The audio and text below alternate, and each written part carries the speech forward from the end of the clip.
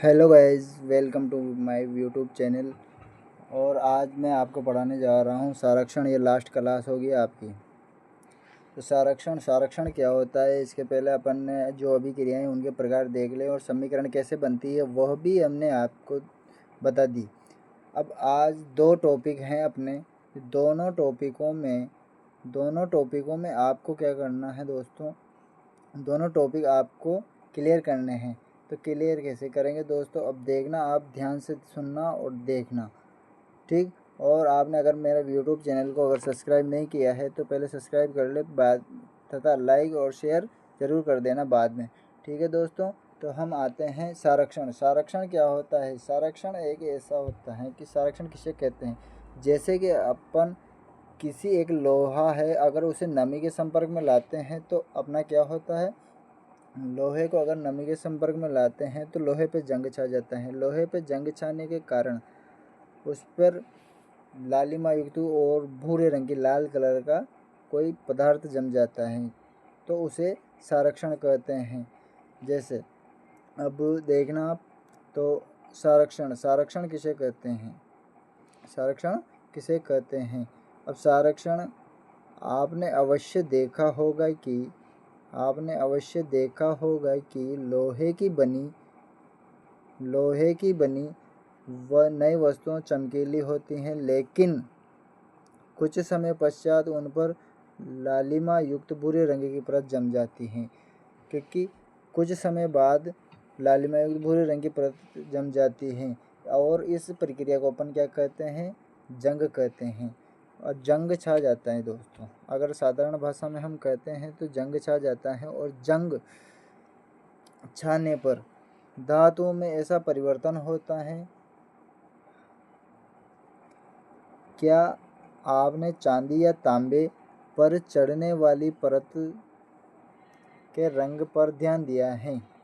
चांदी क्या करते हैं अपन, अगर चांदी को बहुत दिनों तक अगर पसीने में अपन ने, जैसे मान लो अपन ने गले में कोई लॉकेट पहना और वो पसीने में काला हो जाता है, क्या कारण है इसका, क्योंकि क्या है कि पसीना अपना क्या होता है, अम्लीय होता है, और अम्लीय और आर्द्रता के संपर्क में आने पर ये क्या हो जाती है, काली हो जाती है, जिसे क्या अपन कहते हैं, संरक्षित कहते हैं। और इस प्रक्रिया को अपन संरक्षण कहते हैं। चांदी के ऊपर काली परत, तांबे के ऊपर हरी परत का चढ़ना संरक्षण के अन्य उदाहरण हैं। जैसे हो गया, अब उदाहरण की बात करें तो जैसे लोहे पर जंग लगना हो गया। और लोहे पर जंग, अगर जैसे मान लो अपन संरक्षण से बचने के उपाय के बारे में अगर अपन बात करते हैं, तो अगर लोहे पर अपन वार्निश कर देंगे तो अपना क्या हो जाएगा, लोहे पर अगर अपन वार्निश कर देंगे तो अपना क्या हो जाए, लोहा जंग से बच जाता है। अगले पेज पे आते हैं दोस्तों, देखिए संरक्षण के कारण के पुल, लोहे की रेलिंग, जहाज और विशेषकर लोहे से बनी वस्तुओं की बहुत क्षति होती है, क्योंकि यह क्या करते हैं, जंग क्या करते हैं, लोहे को कमज़ोर करेगा। लोहे का संरक्षण एक गंभीर समस्या है। क्षतिग्रस्त लोहे को बदलने में हर वर्ष अधिक पैसा खर्च होता है, जो कि अपन अध्याय 3 में देखेंगे दोस्तों, ठीक है। विकृता गंधिता, अब बात आती है अपन विकृता गंधिता।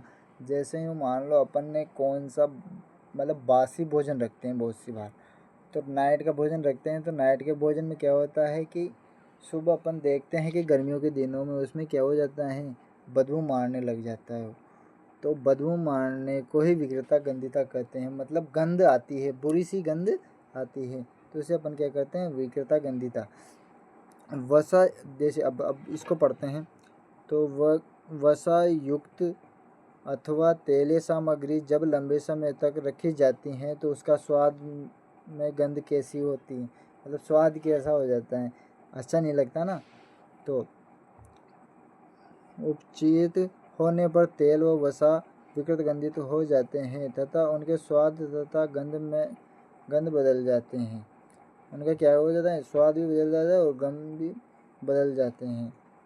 तेलीय तथा वसा युक्त सामग्रियों में उपचयन को रोकने मतलब ऑक्सीकरण मिलाए जाते हैं। अब इसमें क्या है कि ऑक्सीजन की उपस्थिति में होके और जो अपन ने खाना रखा, खाने को ऑक्सीजन की उपस्थिति में रखे वो गंध में परिवर्तित हो जाता है और उस गंध फिर अपन क्या करते हैं, उसको खाने को फेंक देते हैं। वायुरोधी बर्तनों में, अब जैसे मान लो कोई बर्तन होता है वायुरोधी, जिसमें अगर वायु का निकास नहीं हो रहा, उसमें ओनली ऑक्सीजन ही ऑक्सीजन हो रही है, तो इससे भी क्या हो जाती है, उपचयन की धीमी गति हो जाती है।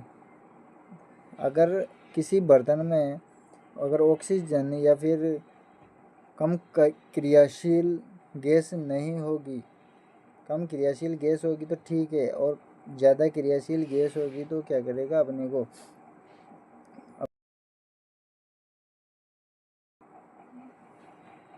अपने उसको क्या करेगा, वो बिगाड़ देगा, खाने को बिगाड़ देगा। क्या आप जानते हैं कि चिप्स बनाने वाले चिप्स की थैली में ऑक्सीजन को हटाकर उसमें नाइट्रोजन गैस क्यों भरी जाती है?